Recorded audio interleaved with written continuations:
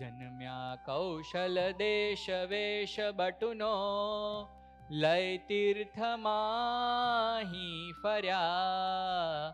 રામાનંદ મળ્યા સ્વધર્મ ચલવ્યો, યજ્ઞાદિ મોટા કર્યા. મોટા ધામ રચ્યા રહ્યા ગઢપુરે, બે દેશ ગાદી કરી. અંતર્ધાન થયા લીલા હરિતણી, સંક્ષેપમાં ઉચ્ચરી.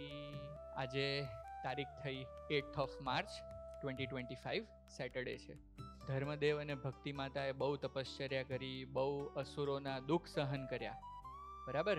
અને પછી જ્યારે એ લોકો ફરીથી છપૈયામાં જઈને રહેવા લાગ્યા, ત્યારે ભગવાન પુરુષોત્તમ નારાયણે સૌ પ્રથમ ધર્મદેવની અંદર પ્રવેશ કર્યો, એટલે એમનું નામ હરિપ્રસાદ પડી ગયું.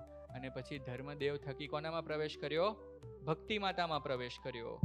અને ભક્તિ માતામાં પ્રવેશ કર્યા પછી 10 મહિના ઉપરાંત સમય વીત્યો, ત્યારે ધર્મદેવ અને ભક્તિ માતાના ઘરે પુરુષોત્તમ નારાયણ અક્ષરાધિપતિ વિક્રમ સંવત 1837 ચૈત્ર સુદ 9મીના દિવસે રાત્રિના 10 ઘડી પસાર થઈ ત્યારે છપૈયામાં પ્રગટ થયા. બોલો ઘનશ્યામ મહારાજની જય. ભગવાન છપૈયામાં પ્રગટ થયા, યુપીમાં પ્રગટ થયા, એટલે ધર્મદેવ હરિપ્રસાદ પાંડેના ઘરે બહુ મોટો ઉત્સવ ઉજવાયો.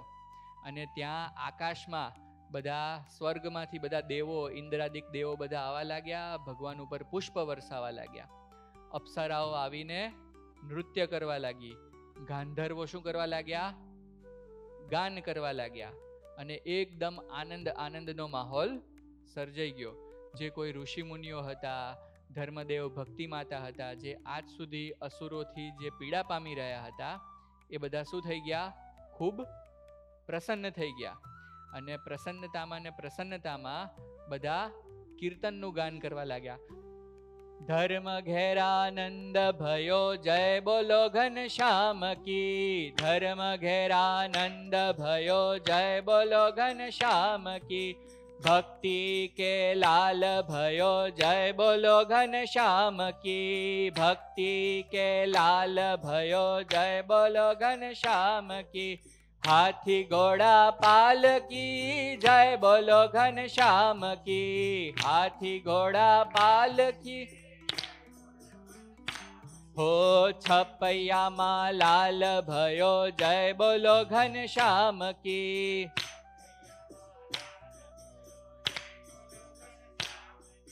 घेर घेरानंद थयो जय बोलो घनश्याम की.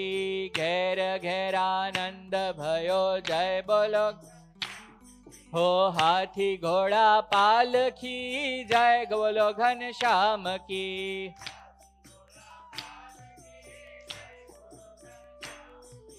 देवो बोले वालथी जय बोलो घनश्याम की. हो धर्म घेरानंद भयो जय बोलो घनश्याम की.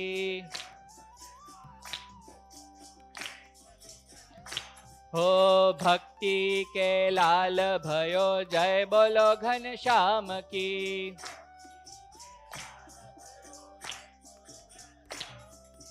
जय बोलो घनश्याम की. जय बोलो घनश्याम की.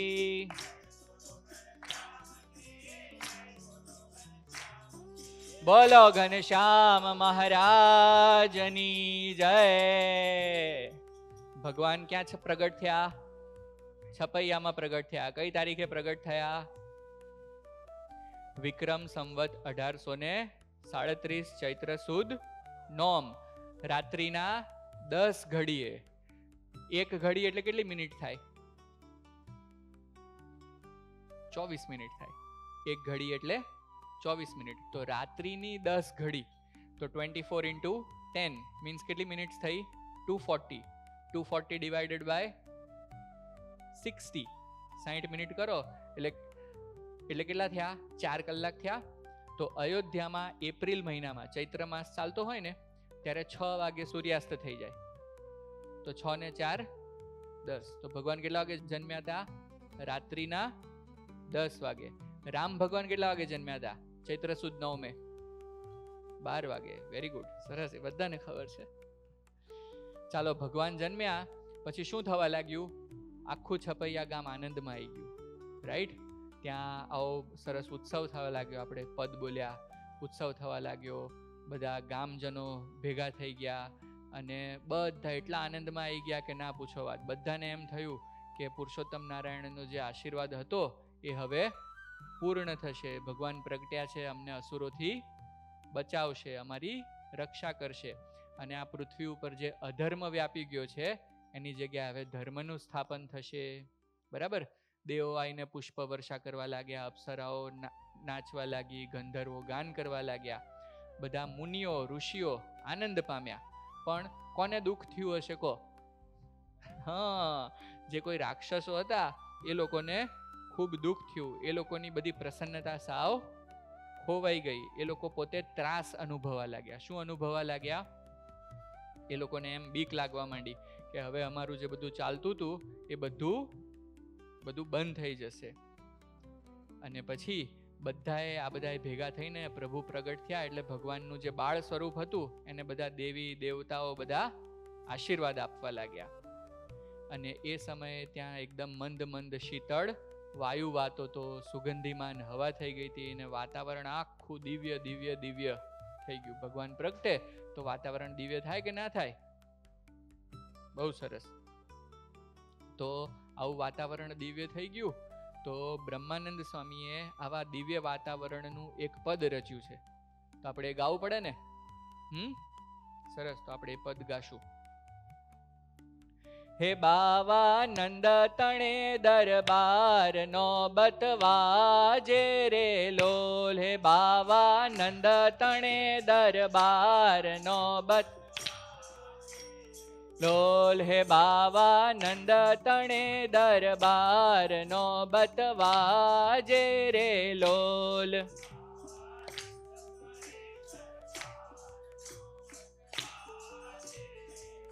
હે હરી પ્રગટ્યા સર્જનહાર નિજ જન કાજે રે લોલ. હરી પ્રગટ્યા સર્જન.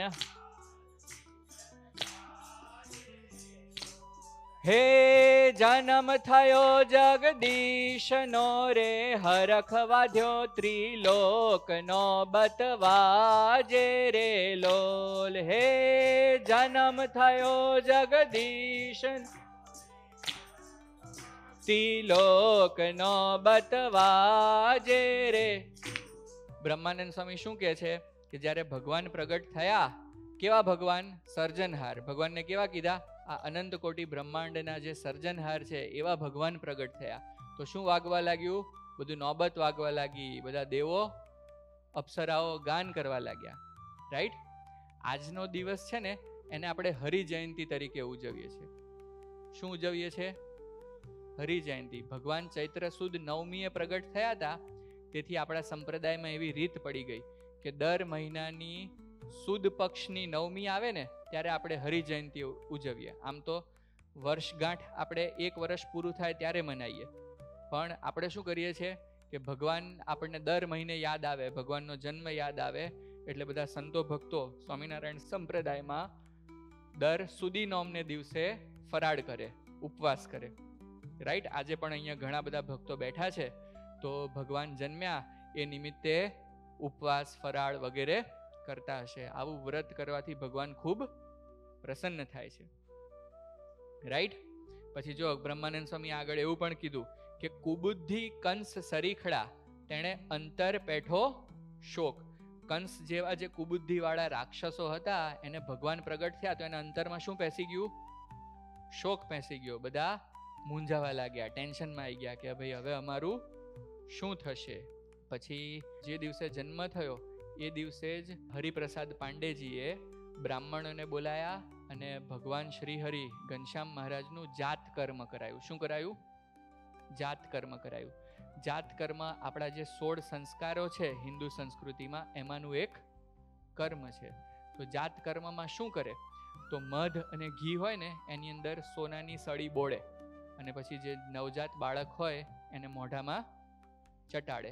આવું કરવાથી એનું આધ્યાત્મિક, એનું શારીરિક પોષણ ને બધું સારું થાય. મંત્રોના ઉપચાર કરે બ્રાહ્મણ અને પછી એની જે નાળ હોય એનું ઉચ્છેદન કરે અને પછી એને સ્નાન કરાવે વગેરે વગેરે વગેરે બધી વિધિ થાય. એટલે એ જમાનામાં જાત કર્મ બાળકનું જેવું જન્મ થાય ને એવું તરત જાત કર્મ કરવામાં આવતું હતું. પણ આપણા કાંતિ ભગત છે એમનો અનુભવ એવું કહે છે કે અત્યારે હવે જાત કર્મ બાળક જન્મે એટલે થઈ શકે તેવું છે નહીં. તો હવે બધી થોડીક પ્રથા બદલાઈ ગઈ છે, પણ એ જમાનામાં એવી રીતે જાત કર્મ થતું હતું. પછી જે બ્રાહ્મણોએ જાત કર્યું એ બ્રાહ્મણોને હરિપ્રસાદ પાંડેએ ખૂબ રાજી કર્યા. ખૂબ નવા વસ્ત્રો આપ્યા, આભૂષણો આપીને, દક્ષિણા આપીને બ્રાહ્મણને રાજી કર્યા. અને ભગવાનનો જન્મ થયો અને ભગવાન જ્યારે 6 દિવસના થયા ત્યારે કોટરા આદિક બાળ ગ્રહ પ્રગટ થયા હતા ભગવાનને મારી નાખવા માટે. પણ ભગવાને માત્ર પોતાની દ્રષ્ટિ માત્રથી એ લોકોને ભગાડી દીધા.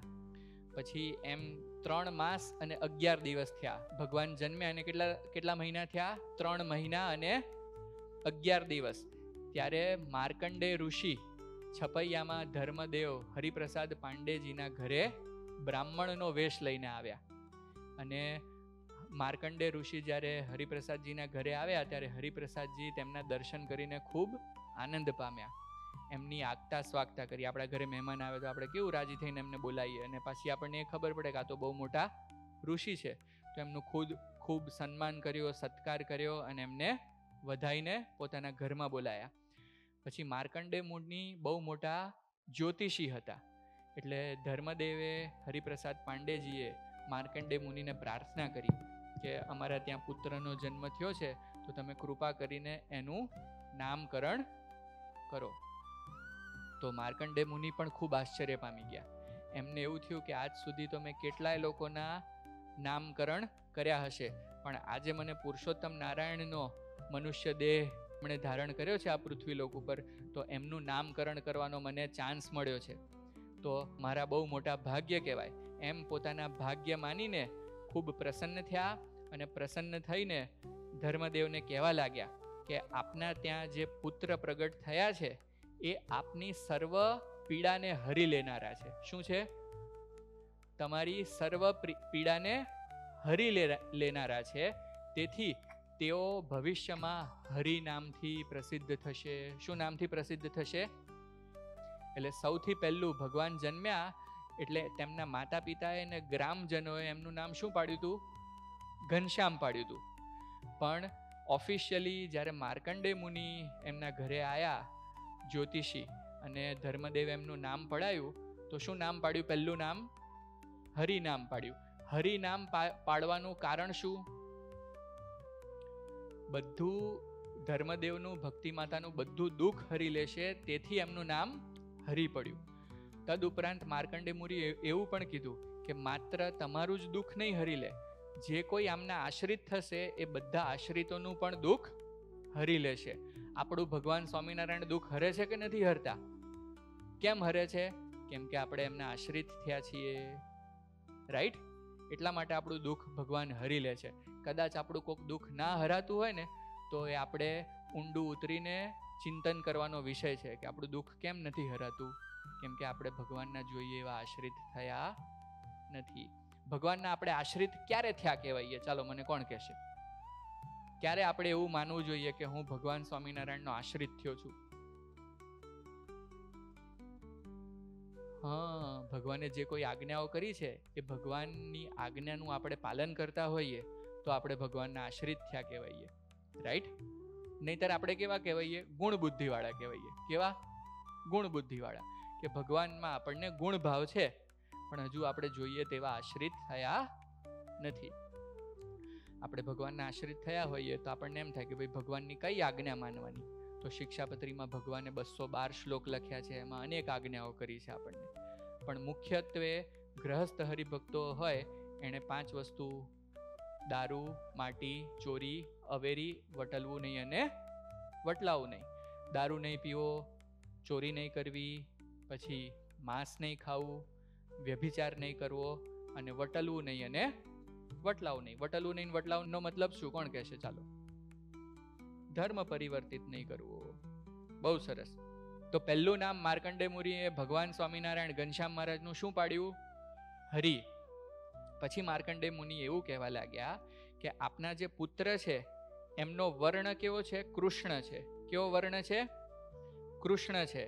અને પોતાના જે આશ્રિત જનો છે તેનું મન હરી લેનાર છે. એમ ભગવાનની મૂર્તિ કેવી છે? મનને હરી લેનાર છે. અને એમનો જન્મ ચૈત્ર માસ એટલે ચૈત્ર મહિનાને વિશે થયો છે, તેથી એમને કૃષ્ણ તરીકે પણ ઓળખાશે. શું તરીકે ઓળખાશે? કૃષ્ણ. તો હવે બે નામ પડી ગયા, પહેલું હરિ અને કૃષ્ણ.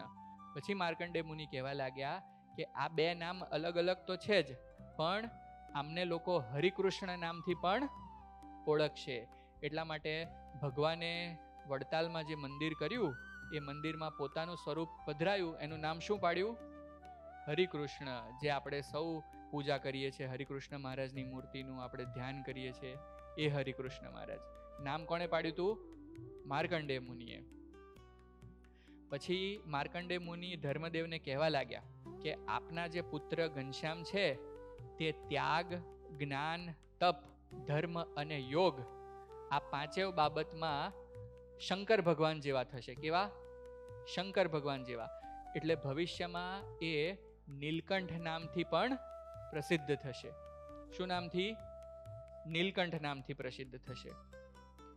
પછી માર્કંડેય મુનિ કહેવા લાગ્યા કે આપના પુત્ર છે તેમના હાથમાં પદ્મનું ચિહ્ન છે, પછી પગમાં વજ્ર છે, ઉર્ધ્વરેખા છે, કમળ વગેરે ઘણા ચિહ્નો છે. તેથી એ લક્ષાવધિ મનુષ્યોના નિયંતા થશે. લક્ષાવધિ મીન્સ લાખો લોકોના નિયમન કરનારા થશે. આવા કોઈના શરીરમાં આવા ચિહ્નો હોય તો એનામાં એવો પાવર હોય કે એ લોકોનું નિયમન કરી શકે, યા એ બધાને કંટ્રોલ કરી શકે. પરાણે નહીં. હિટલર જેમ બધાનું જ્યુઝનું કંટ્રોલ કરતો તો એવી રીતે નહીં. કઈ રીતે? પ્રેમથી. પછી માર્કંડેય મુનિ કહેવા લાગ્યા કે આપના પુત્રમાં અનંત કલ્યાણકારી ગુણો થશે. કલ્યાણકારી ગુણો જોવા મળશે. તો આ બધી વાત સાંભળીને ધર્મદેવ, ભક્તિ માતા અને ગ્રામજનો ખૂબ રાજી થયા. આપણને આપણા છોકરાઓ હોય એ ગમે તેવા હોય, બરાબર, પણ આપણને કેવા લાગે? વાલા જ લાગે, બરાબર. આપણને એક લાફો મારી જાય ને તો એ કેવા લાગે? વાલા લાગે. તો આ કંઈ આપણને આપણા છોકરા લાફો મારી જાય એ કંઈ કલ્યાણકારી ગુણ ના કહેવાય, બરાબર. તો એવી બાબતથી આપણે રાજી ના થવું. એવી બાબતથી આપણે રાજી થઈએ તો એ લોકોને શું મળે? ખોટું પ્રોત્સાહન મળે. અને એ જે એક્ટિવિટી કરી રહ્યા છે એને ચાલુ રાખે. તો આપણે શું કરવાનું કે સારી એક્ટિવિટી કરતા હોય તો એને પ્રોત્સાહન આપવાનું, પણ જો ના કરવાના ખોટા ધંધા કરે તો પછી એને થોડુંક આપણે શીખવાડવું પડે. આ એક પ્રકારના સંસ્કાર આપ્યા કહેવાય. તમે કંઈ તમારા છોકરાઓના દુશ્મન નથી થઈ ગયા, અને તમે વઢો, ટોકો કે કંઈક વસ્તુ શીખવાડો તો દુશ્મન નથી થઈ ગયા, પણ એ સંસ્કાર આપવા જરૂરી છે. નહીંતર પછી શું કરે? પિક્ચરમાં જોયું હોય એવા ડાયલોગ બોલે ને પછી એવી એક્ટિંગ કરે, રાઈટ? તો એવું કરે તો એવી બાબતમાં આપણે પ્રોત્સાહન આપવું જોઈએ નહીં. સરસ. તો હરિપ્રસાદજીને માર્કંડેય મુનિએ કીધું કે તમારા પુત્ર છે એ અનંત કલ્યાણકારી ગુણે કરીને પૂર્ણ થશે. પછી આ બધી વાત કરી પછી એક દિવસ માર્કંડેય મુનિ છપૈયામાં રોકાયા અને પછી ત્યારબાદ ત્યાંથી પ્રયાગરાજમાં તીર્થ કરવા ચાલી નીકળ્યા. પછી આમ દિવસો જતા જાય છે. ઘનશ્યામ મહારાજ છપૈયામાં લીલા કરતા જાય છે, માતા પિતાને ખૂબ પ્રેમ આપે છે, ગ્રામજનોને પોતાની મૂર્તિને વિશે ખેંચી રહ્યા છે અને બધાને ખૂબ સુખ પૂરું પાડી રહ્યા છે. આમ જતા જતા 5 મહિના પૂરા થઈ ગયા. ઘનશ્યામ મહારાજને 5 મહિના પૂરા થઈ ગયા. પછી સૌ પ્રથમ ધર્મદેવે ઘનશ્યામ મહારાજને પૃથ્વી ઉપર બેસતા શીખવાડ્યું. સૌ પ્રથમ 5 મહિના થયા ને ત્યારે એમને પૃથ્વી ઉપર બેસતા શીખવાડ્યું. અને 6 મહિનાના થયા ત્યારે એમને અનાજ જમતા શીખવાડ્યું. ત્યાં સુધી અનાજ આપતા ન હતા. અને 7મે મહિને એમના કાન વિંધ્યા. શું કર્યું? કાન વિંધ્યા. આમ કરતા કરતા કરતા સમય જતો જાય છે અને એક દિવસ સ્વર્ગમાંથી વિશ્વકર્મા છપૈયામાં પધાર્યા. અને છપૈયામાં પધારીને ધર્મદેવના ઘરે જઈને ધર્મદેવને એક પારણું ભેટમાં આપ્યું. શું આપ્યું? પારણું ભેટમાં આપ્યું. એ વિશ્વકર્મા પોતે પોતાના હાથથી બનાવીને લાવ્યા હતા પારણું. એટલું સરસ પારણું હતું કે જે પારણું આખું સોનાનું હતું.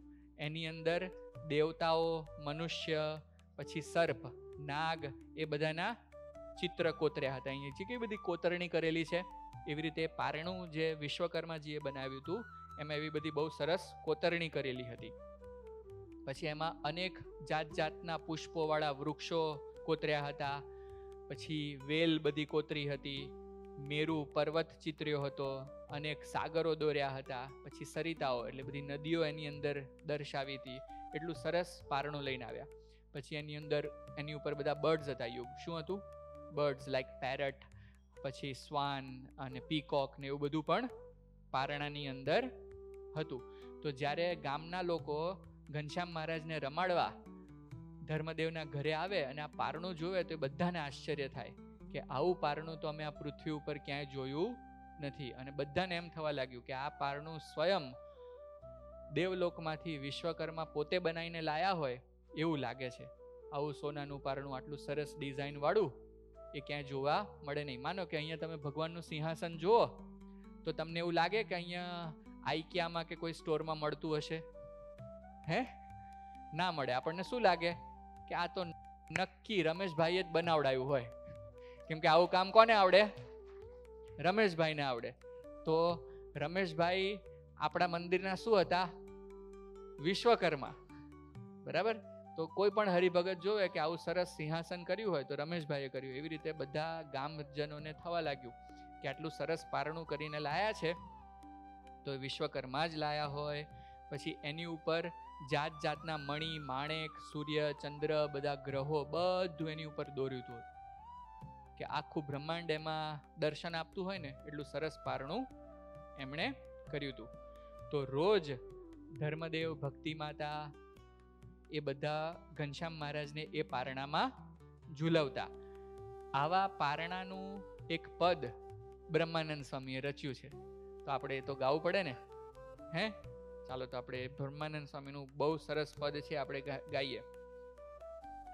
હે સોનાના બોર ઝૂલે નંદ કિશોર, પ્યારાને પારણે સોનાના બોર.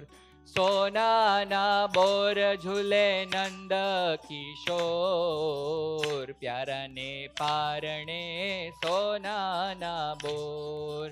હીરા માણેક બહુ જડિયા પારણીએ, હીરા માણેક બહુ જડિયા પાર.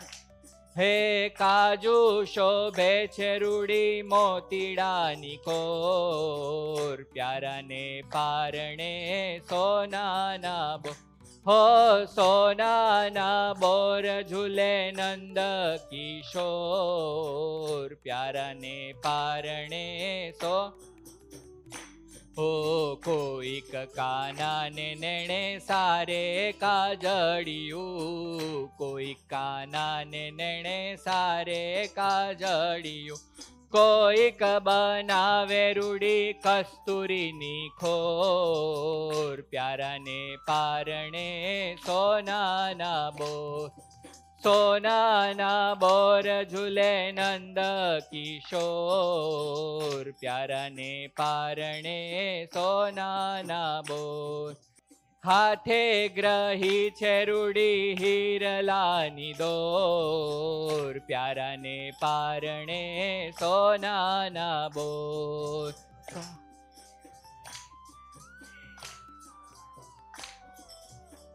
પ્યારાને પારણે સોનાના બોર. બ્રહ્માનંદ કહે મુખ રસિયા વાલમનું, બ્રહ્માનંદ કહે મુખ રસિયા વાલમનું. ગોપી જુએ છે જેમ ચંદ્ર ચકોર, પ્યારાને પારણે સોનાના બો. હો ગોપી જુએ છે જેમ ચંદ્ર ચકોર, પ્યારાને પારણે સોનાના. હો સોનાના બોલ ઝૂલે નંદ કિશોર, પ્યારાને પારણે સોનાના બો. સોનાના બોર ઝૂલે.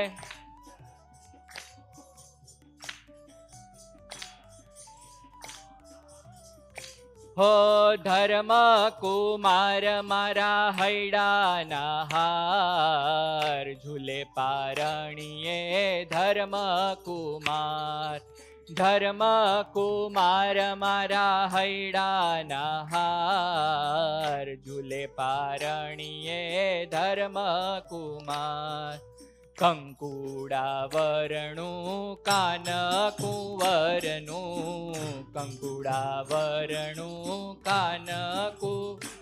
હો મુખડું જોઈને મોહી વ્રજડાની નાર, ઝૂલે પારણીએ ધર્મ કુમાર. હો મુખડું જોઈને મોહી વ્રજડાની નાર, ઝૂલે પારણીએ ધર્મ કુમાર. કોડે કોડે રે જાજુ હેત કરીને, કોડે કોડે રે જાજુ હેત કર.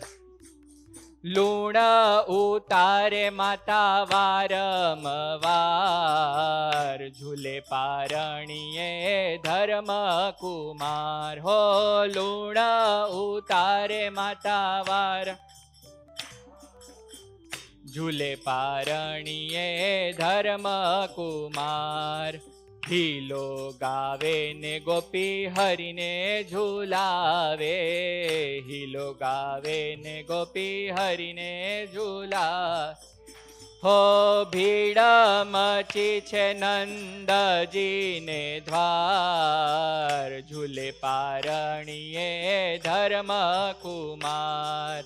બ્રહ્માનંદનો વાલો લટકાળો લાલો, બ્રહ્માનંદનો વાલો લટકાળો લાલો. અજબ રંગીલો છેલો પ્રાણ આધાર, ઝૂલે પારણીએ ધર્મ કુમાર.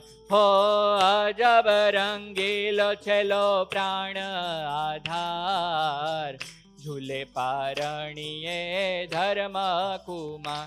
હો ધર્મ કુમાર મારા હૈડાના હાર, ઝૂલે પારણીએ ધર્મ કુમાર. હો ધર્મ કુમાર, ઝૂલે પારણીએ ધર્મ કુમાર. વાહ, ભગવાન ઘનશ્યામ મહારાજને આપણે ક્યાં ઝુલાયા? પારણીએ ઝુલાયા. બહુ સરસ. તમે મને એવું કહો કે આપણને ભગવાનમાં સૌથી વધારે પ્રેમ શું કરવાથી થાય? કોઈને ભગવાન સાથે પ્રેમ છે ખરો? શિવેનને છે. ચાલો, બીજા કોને છે? વીરને છે. સરસ. ચાલો, કોને કોને છે બીજાને? હા, ચાલો, કેતનભાઈને છે. તો તમને કેમ, શું તમે શું માનો તો ભગવાનમાં તમને પ્રેમ થાય?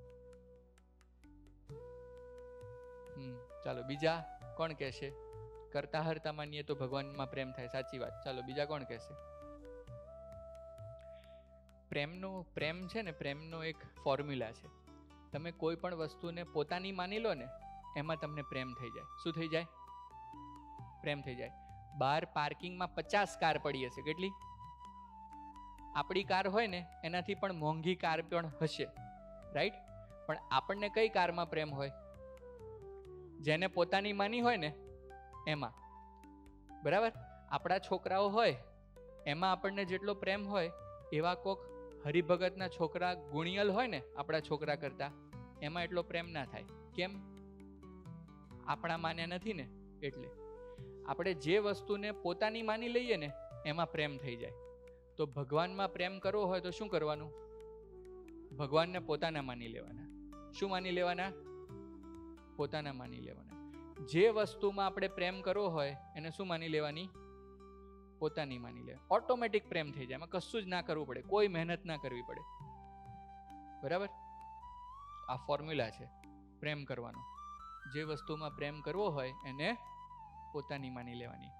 5 પૈસાનું ડબલું હોય ને, ડબલું, બરાબર, એને આપણે પોતાનું માન્યું હોય ને તો એ યાદ આયા કરે, મેં પેલું મારું ડબલું ક્યાં ગયું, ડબલું ક્યાં ગયું. ખબર પડી? પણ કોઈક ભગવાનના ભક્ત ગુણિયલ હોય, અનંત ગુણથી ભરેલા હોય, ભગવાન આટલા બધા ગુણોથી ભરેલા છે, આટલા રૂપાળા છે, આટલા સુંદર છે, પણ જો આપણે એને પોતાના ના માન્યા હોઈએ ને તો આપણને એમાં પ્રેમ થાય નહીં. એટલા માટે જો આપણે સ્ટાર્ટિંગમાં ધૂન કરીને ત્યારે આપણે ધૂનમાં શું બોલતા હતા? સ્વામી નારાયણ મારા વાલા. કોના વાલા? મારા વાલા. બાજુવાળાને નહીં, કોના? મારા વાલા. તો આવી રીતે જ્યારે આપણે ધૂન કરતા હોઈએ ત્યારે ભગવાનને પોતાના માનવા, પોતાના વાલા માનવા, પોતાના આત્મા માનવા. એવી રીતે આપણે જો ભગવાનને સંભાળીએ, યાદ કરીએ તો આપણને શું થાય? ભગવાનમાં ખૂબ પ્રેમ થઈ જાય. સહેલામાં સહેલો ઉપાય છે. જે વસ્તુમાં પ્રેમ કરવો હોય એમાં શું કરવાનું? એને પોતાના માની લેવાના. તો બહુ સામાન્ય રીતે, બહુ સહેલાઈથી આપણને પ્રેમ થઈ જાય. જો અહીંયા બ્રહ્માનંદ સ્વામી શું કહે છે? અજબ રંગીલો છેલ્લો પ્રાણ આધાર. શું કહે છે બ્રહ્માનંદ સ્વામી? કે અજબ રંગીલો છેલ્લો ઘનશ્યામ મહારાજને કહે છે મારો પ્રાણનો આધાર છે. શું કહે છે? પ્રાણ આધાર. એમને કેવો પ્રેમ હશે ભગવાનમાં. આપણને આ પદમાંથી આપણે બધા કીર્તન બોલીએ છીએ ને સભા શરૂ થાય એની પહેલા, એ બધા કીર્તનો બધા નંદ સંતોએ બહુ ભાવપૂર્વક લખ્યા છે. એના એક એક શબ્દને તમે વિચારો ને તો તમને એમ થઈ જાય કે આ શું લખ્યું છે આપણે. બરાબર? બધા સંતોને આપણને દંડવટ કરવાનું મન થાય. રાઈટ? બહુ સરસ. ચાલો પછી આમ કરતા કરતા કરતા ભગવાન ઘનશ્યામ મોટા થવા લાગ્યા અને એક દિવસ સુવાસીની ભાભી. સુવાસીની ભાભી એટલે કોણ? કોણ કહેશે? રામ પ્રતાપભાઈના પત્ની. એ ઘનશ્યામ મહારાજને રમાડતા હતા, પારણામાં ઝુલાવતા હતા અને આખું પારણું એ કાચ વાળું હતું. એની અંદર બધા ઘણા બધા માણેક ને કાચ ને બધું અલગ અલગ અલગ વસ્તુ વિશ્વકર્માજીએ લગાડેલું હતું. તો જ્યારે પારણામાંથી સુવાસીની ભાભી ઘનશ્યામ મહારાજને તેડવા ગયા ત્યારે એમને અનેક રૂપે ઘનશ્યામ મહારાજ દેખાણા. કેટલા રૂપે? અનેક રૂપે. આપણે ખબર છે અમુક જગ્યાએ પેલા મિરરના શો હોય ને અંદર જઈએ તો આ એક હોઈએ આપણે એક જ, પણ મિરરને કારણે આપણને અનેક નવીનભાઈ દેખાય, અનેક કેતનભાઈ દેખાય. રાઈટ? તો એવી રીતે સુવાસીની ભાભીને અનેક ઘનશ્યામ મહારાજ દેખાવા લાગ્યા. હવે કન્ફ્યુઝ થઈ ગયા કે હવે આટલા બધા ઘનશ્યામ મહારાજ છે, એમાંથી મારે કયા ઘનશ્યામ મહારાજને તેડવા? પછી સુવાસીની ભાભી તો એકદમ સ્માર્ટ હતા, તો એમણે વિચાર્યું કે ઘનશ્યામ મહારાજને તો અહીં ગાલે શું છે? ટીબકડી છે. જો અહીંયા દેખાય છે મહારાજને છે ગાલે ટીબકડી. કયા ગાલે છે? ડાબા ગાલે? જમણા ગાલે. તો સુવાસીની ભાભીએ જોયું કે આ બધી જે ઘનશ્યામ મહારાજની મૂર્તિ દેખાય છે એ બધી મૂર્તિમાં એક મૂર્તિ એવી છે કે જેના જમણા ગાલે ટીબકડી છે. તો એ ટીબકડી વાળા ઘનશ્યામ મહારાજને સુવાસીની ભાભીએ ઉચકી લીધા. સુવાસીની ભાભીએ ઉચકી લીધા એટલે બધા ગ્રામની બીજી બધી બાઈઓ ઘનશ્યામ મહારાજના દર્શને આવી હતી. તો સુવાસીની ભાભીને ખૂબ શાબાશી આપવા લાગી કે તમે તો ભગવાનને ખરા ઓળખી લીધા. તો ખરા ઓળખી લીધા એટલે ખાલી આવી રીતે ટીબકડી છે એને ઓળખી લીધા એવું નહીં. સુવાસીની ભાભી પોતાના સગા દીકરા હતા ને એના કરતા પણ ઘનશ્યામ મહારાજને વધુ પ્રેમ કરતા હતા. તો એનો મતલબ શું કે એમણે ઘનશ્યામ મહારાજનો કંઈક મહિમા જાણ્યો હોય, ઘનશ્યામ મહારાજને ભગવાન સમજ્યા હોય ત્યારે પોતાના છોકરા કરતા વધારે પ્રેમ થાય ને. એમને તો થાય નહીં. આપણને થાય છે આપણા છોકરા કરતા બીજાના છોકરામાં વધારે પ્રેમ? હે? નથી થતો. કેમ કે આપણે એનો મહિમા નથી સમજ્યો. પણ સુવાસીની ભાભી એવો મહિમા સમજતા હતા. તો આવું એક ચરિત્ર સુવાસીની ભાભીને રાજી કરવા માટે ઘનશ્યામ મહારાજે કર્યું. આમ દિવસો જતા જતા જતા એક દિવસ ધર્મદેવ જ્યારે આ પારણું જોયું તો ધર્મદેવને એવો વિચાર આવ્યો કે આ પારણું વિશ્વકર્માજીએ બનાવ્યું છે, તો મને એમ થાય છે કે વિશ્વકર્માજીને આવું પારણું મારા છોકરા માટે બનાવી લાયા તો એને શું આપીને રાજી કરું? આવો કોને વિચાર આવ્યો? ધર્મદેવને. પછી ધર્મદેવ વિચારતા હતા કે આને કેમ કરીને રાજી કરશું, કેમ કરીને રાજી કરશું. એવામાં ઘનશ્યામ મહારાજ બોલી ઉઠ્યા. શું? ઘનશ્યામ મહારાજ બોલી ઉઠ્યા કે પિતાજી તમે કોઈ ચિંતા કરશો નહીં, આ વિશ્વકર્માને તો હું શું આપીશ? અક્ષરધામ આપીશ. શું આપીશ? અક્ષરધામ આપીશ ઇનામમાં. મારી માટે પારણું બનાવીને લાયા છે તો એને ઇનામમાં શું આપીશ? હવે તમે વિચાર કરો કે વિશ્વકર્મા આટલી મોટી પૃથ્વીમાં બધું આર્કિટેક્ટ, દેવલોકના આર્કિટેક્ટ કહેવાય, તો એની માટે એક નાનું પારણું બનાવવું એટલે રમત વાત કહેવાય ને, બરાબર? તો તમે લોકો જ્યારે ભગવાનના દર્શન કરવા આવો છો ત્યારે કાંઈક ની કાંઈક વસ્તુ લઈને આવો છો. કોઈક સફરજન લઈને આવે, કોઈક કેળા લઈને આવે, કોઈક ગોળ લઈને આવે કે કંઈક લઈને આવે. વિશ્વકર્મા ભગવાન માટે પારણું લઈને ગયા તો એને ઇનામમાં શું મળ્યું? અક્ષરધામ મળ્યું. તો આપણે ભગવાન માટે અહીંયા કંઈક લઈને આવીએ છીએ તો ભગવાન આપણને શું આપશે? અક્ષરધામ આપશે, 100% આપશે. પણ આપણી ભાવના શુદ્ધ હોવી પડે કે ભગવાન માટે આપણે આ કરી રહ્યા છીએ, કોઈને બતાવવા માટે નહીં કે સારું દેખાવા માટે નહીં. આપણે કાંઈ પણ અહીંયા મંદિરે સેવા કરીએ, ભગવાન માટે કંઈક સેવા કરીએ તો શું કરવાની? ભગવાન આપણી ઉપર પ્રસન્ન થાય.